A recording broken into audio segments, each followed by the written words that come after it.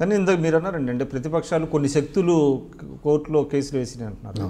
కానీ నిజానికి టీఆర్ఎస్ నాయకులే వెనక ఉండి ఈ కేసులు వేయించారనేటువంటిది, దానికి తగిన సాక్ష్యాధారాలు కూడా ప్రతిపక్షాలు చూపిస్తున్నటువంటి నేపథ్యం. ముఖ్యంగా కవిత గారి మనుషులు ఈ కోర్టు కేసులు ఎవరైతే వేశారో వాళ్ళు కవిత గారి మనుషులు అనేటువంటిది వీళ్ళు ఎస్టాబ్లిష్ చేశారు. ఆ విషయంలో మేము ఎప్పటివరకైతే అక్కడికి పోలేదో, మేము ఎప్పటివరకైతే దాన్ని ఆ ప్రాంతానికి పోయి మేము దీని మీద ఈ ఎన్నికల మీద కాన్సన్ట్రేట్ చేయలేదో, మా తెలంగాణ భూగని కార్మిక సంఘానికి సంబంధించినటువంటి నాయకులు చేసినటువంటి తప్పిదమే అది. వాళ్ళ ఆరోపణలు చేస్తూ పోయారు.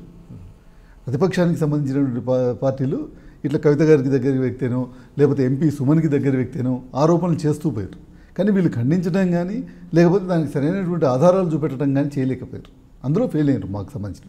కానీ మేము అక్కడికి వెళ్ళేప్పటికీ ఆ వ్యక్తి ఎవరు మేము చెప్తూ ఉన్నాం, ఇక్కడ మాత్రం చెప్తూ ఉన్నటువంటి ఉంది. కానీ అక్కడి కార్మికుల్లో మాత్రం అది పూర్తి స్థాయిలో తీసుకెళ్ళలేకపోయారు మా సంఘానికి సంబంధించినటువంటి నాయకులు.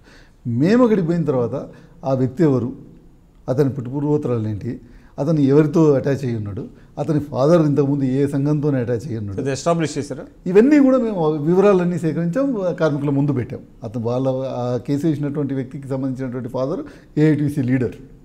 సో ఆ కుటుంబం నుంచి వచ్చిండు. అతను ఈ ఒక్క కేసే కాదు, అతను 14 కేసులు వేయటం జరిగింది. వివిధ కేసుల్లో కూడా అతను ఇంప్లీడ్ అయ్యి ఉన్నాడు. అతనికి సంబంధించినటువంటి ఆధారాలన్నీ కూడా మేము ఈరోజు కార్మికుల ముందు పెట్టాం. అతనికి ఇతర సంఘాలకు ఉన్నటువంటి సాన్నిహిత్యాన్ని కూడా మేము అక్కడ బయట పెట్టగలిగాం. అదే అంతకుముందు వాళ్ళు చెప్పినటువంటి ఇదేంటి, ఇతను కూడా ఉస్మానియా యూనివర్సిటీకి సంబంధించినటువంటి స్టూడెంటే, బల్కా సుమన్ కూడా ఉస్మానియా యూనివర్సిటీకి సంబంధించినటువంటి స్టూడెంటే, కాబట్టి బల్కా సుమన్కి దగ్గర అనేటువంటిది.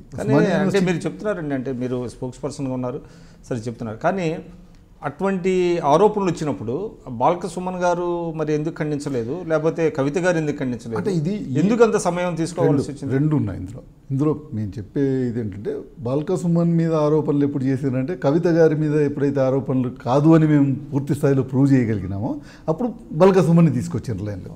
అది ఈ ఎలక్షన్ ఏదేమైనా కూడా కొంత డ్యామేజ్ అయితే అది ఈ ఎలక్షన్ ప్రక్రియలోనే తీసుకొచ్చారు. అది ముందు చెప్పలేదు బాల్క సుమన్ది. ఈ ఎలక్షన్ సందర్భంగా ఏంటంటే ఇతను వీళ్ళిద్దరు ఉస్మానియా యూనివర్సిటీ స్టూడెంట్సే, వీళ్ళిద్దరు కలిసి ఉండేవాళ్ళు, కానీ ఇటువంటి ఇది పట్టుకొచ్చారు.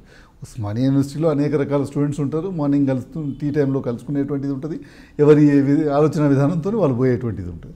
అంత మాత్రాన ఉస్మానియా కేసులు వేసిన వాళ్ళకి టీఆర్ఎస్ సంబంధం లేదని మేము ప్రూవ్ చేయగలిగాం, కార్మికులను ఒప్పించగలిగాం, కార్మికుల్ని ఆ వైపు బిలేటెడ్గా జరిగింది. దానికి కొంత టైం పట్టింది మాకు. ఆ టైం పట్టేటువంటి ప్రక్రియలో డెఫినెట్గా అప్పటికే కొంతమంది కార్మికుల్లో వాళ్ళు చెప్పినటువంటి ఈ అవాస్తవాలు వాళ్ళ మనసులో పాతుకుపోయింది. దాన్ని మాత్రం మేము చాలా వరకు మెజారిటీ ఇదిలో మార్చగలిగాం. Please subscribe I Dream news.